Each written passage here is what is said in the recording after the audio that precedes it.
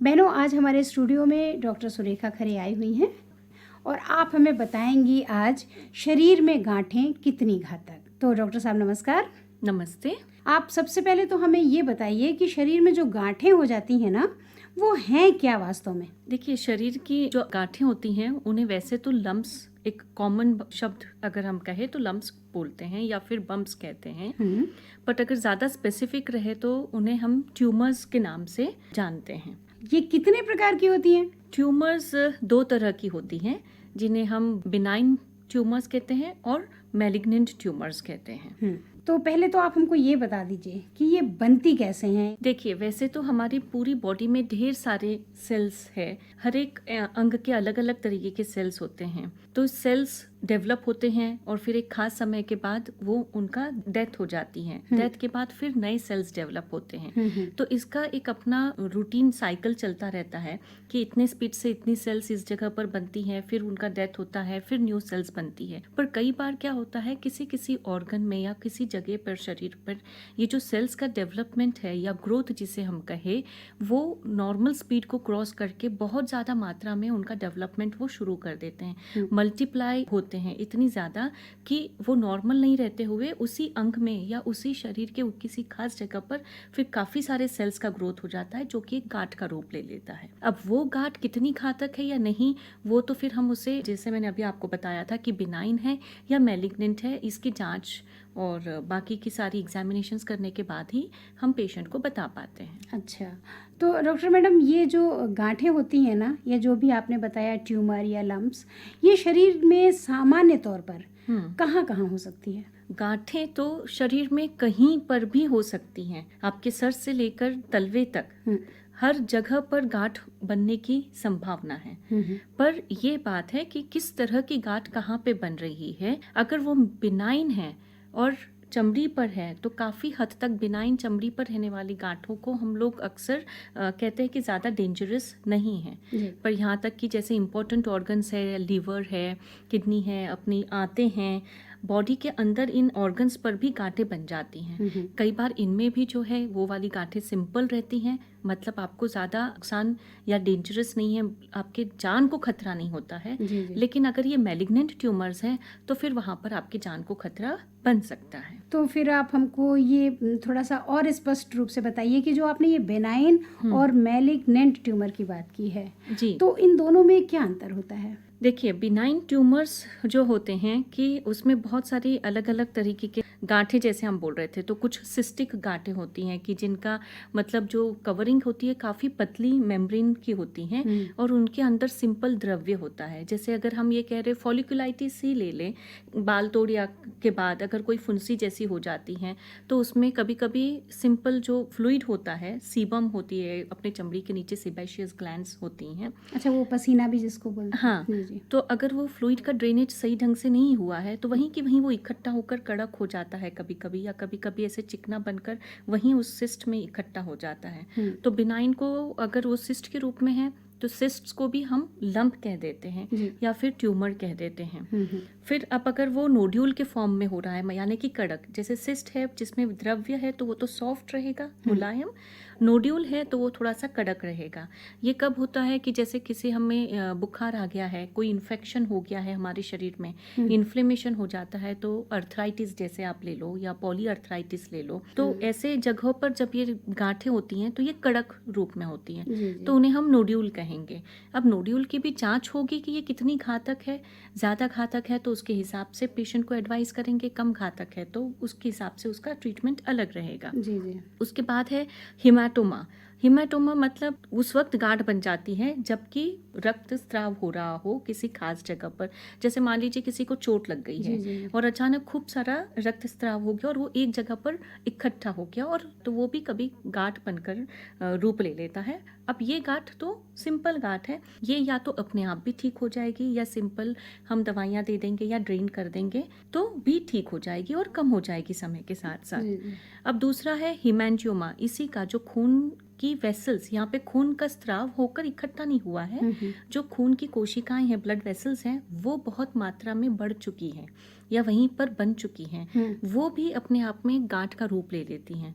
तो उसको भी हम हिमेंजियोमा कहते हैं। ये कभी कभी काफ़ी नुकसानदायी होती है, तो कभी कभी सिंपल रूप में ही बॉडी में बनी रह सकती हैं। फिर है पैपिलोमा। पैपिलोमा भी चमड़ी या चमड़ी के नीचे वाले मेम्ब्रेन के उस पर से बनता है, जिसे हम ज़्यादातर लोग वॉट के नाम से भी जानते हैं। अच्छा, वॉट यानी मस्से टाइप में। तो वो भी आपके अलग अलग जगह पर बनते हैं। कई बार वो भी डेंजरस नहीं होते हैं, बट हाँ, गांठ तो गांठ ही कहलाएगी। पर टेस्ट करने के बाद हम पेशेंट को निश्चिंत होने की सलाह दे सकते हैं। और वो दूसरा प्रकार जो आपने बताया था, जो शायद घातक होता होगा, हाँ, तो उसके बारे में कुछ बताइए। अभी हमने बताया था कि आपको मैलिग्नेंट ट्यूमर्स और बिनाइन ट्यूमर्स, बिनाइन ट्यूमर्स और मैलिग्नेंसी में हम आपको अंतर बता देते हैं कि बिनाइन यानी कम घातक और मैलिग्नेंट यानी घातक, पूर्ण तरह से वो घातक ही है। जी। तो ये आपको किसी भी एज ग्रुप में बिनाइन हो सकते हैं।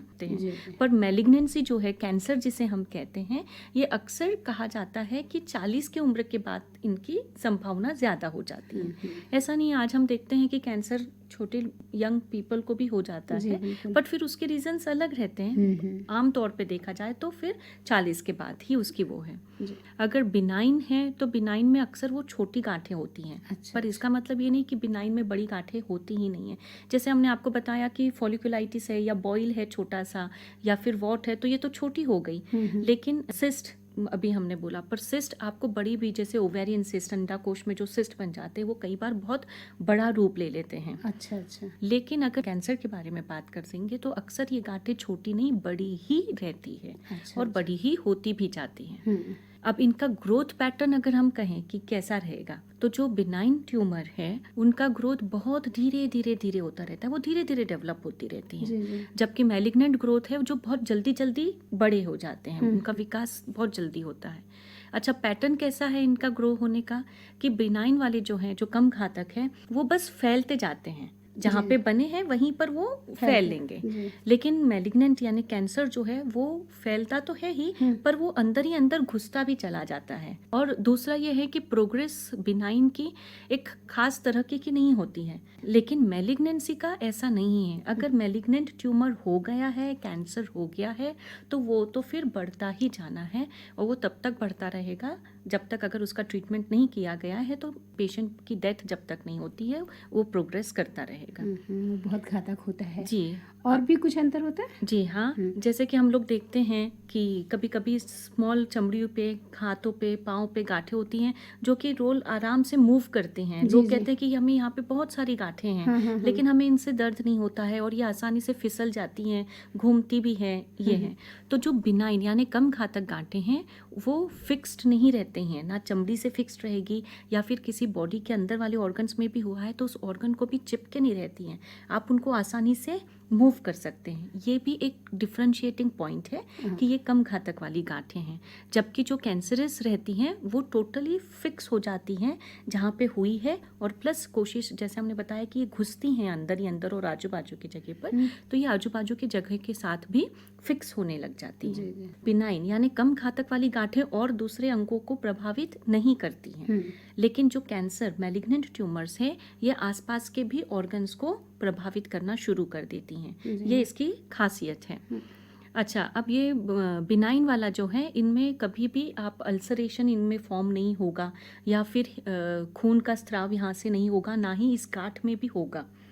लेकिन कैंसर वाले गांठों में जो है रक्तस्राव होने की चांसेस रहती हैं, उसमें भी ब्लीडिंग हो जाएगी, या और ऑर्गन्स में भी, आसपास के एरिया में भी वो ब्लीड कर सकता है, और घाव भी हो सकते हैं, अल्सर्स भी हो सकते हैं।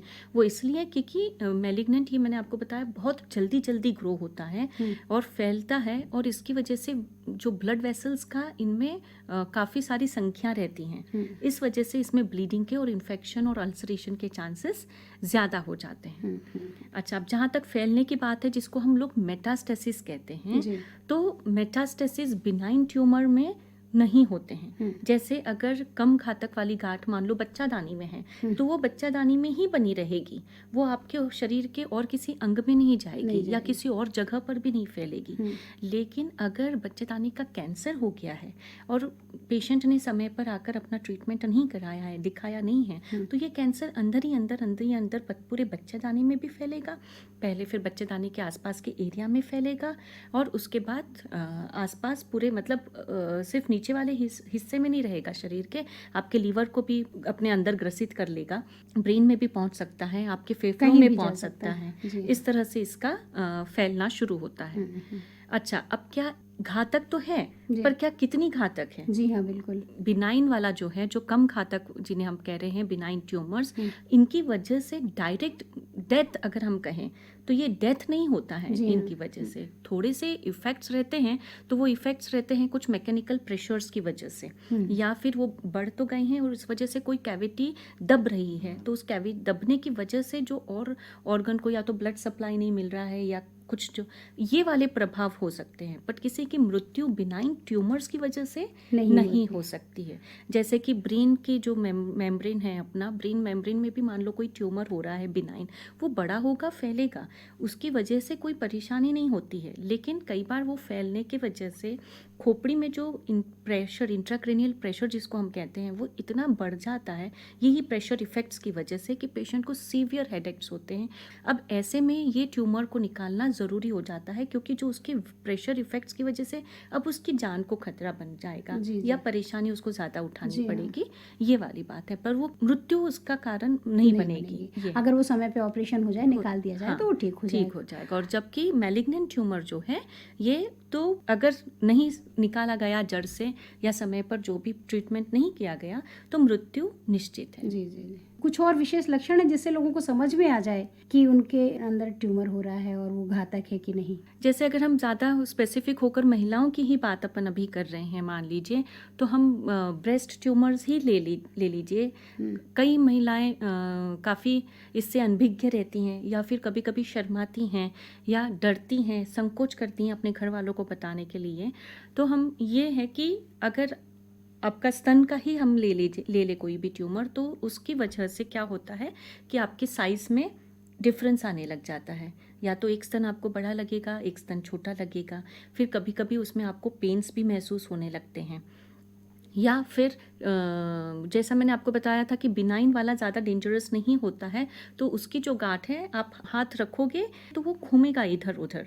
लेकिन अगर कैंसरस वाला है, मैलिग्नेंट है, तो वो नहीं घूमेगा। प्लस कैंसरस वाले में से जब होता है तो निप्पल में से डिस्चार्ज निकलता है, जबकि बिनाइन वालों में से नहीं निकलेगा। चमड़ी जो है उसकी अंदर की तरफ सिकुड़ सकती है। तो या तो हर महिला एक खास समय के बाद अपने स्तन का खुद एग्जामिन करे, आईने के सामने खड़े होकर उसका साइज़ देखे, शेप देखे, कोई बड़ा तो नहीं हो रहा, छोटा तो नहीं हो रहा, ऊपर नीचे तो नहीं है, कभी कोई डिस्चार्ज तो नहीं हो रहा है। और 30 साल या 35 साल की उम्र के बाद हर साल महिला अपनी स्तनों की जाँच करवाए और बाकी का भी सारे गर्भ की जाँच करवाए, गर्भ के पानी का जाँच करवाए, जिससे कि अगर ये कहीं पर भी गांठें हो रही हैं तो उसको तुरंत ही हम पकड़ सकते हैं। और आप इसका ट्रीटमेंट हमको बता दीजिए। ट्रीटमेंट यही है कि बिनाइन अगर है तो उसको आप निकालें, कैंसरस तो आपको निकालना ही निकालना है। लेकिन कैंसरस कई बार पेशेंट बहुत लेट आते हैं, तो कभी कभी सर्जरी करना पॉसिबल नहीं हो पाता है, इसलिए कीमोथेरेपी और रेडियोथेरेपी कारगर करती है। कभी कभी तीनों चीज़ें साथ में हो जाते हैं तो पेशेंट को लंबी आयु जीने में काफ़ी मदद मिल जाती है। चलिए, बहुत अच्छी बातें बताई। अब आप अंत में हमारी श्रोता बहनों से कुछ कहना चाहती हैं? यही कहूँगी कि कभी भी आपको कहीं भी ऐसा डाउट हो, तुरंत अपने डॉक्टर के पास जाइए, उनसे आप सवाल करके उसके बारे में जानकारी ले सकती हैं। डॉक्टर आपको एग्जामिन करके आपकी सारी शंकाओं को दूर कर देंगे और प्रॉपर ट्रीटमेंट एडवाइस कर देंगे, जिससे कि आप अपनी तकलीफ़ों से निजात पा सकते हैं। चलिए, बहुत अच्छी बात है। तो डॉक्टर सुरेखा खरे, आप हमारे कार्यक्रम में आई और शरीर में गांठें कितनी घातक, इस विषय पर इतनी अच्छी जानकारी दी, इसके लिए आपको बहुत बहुत धन्यवाद। धन्यवाद।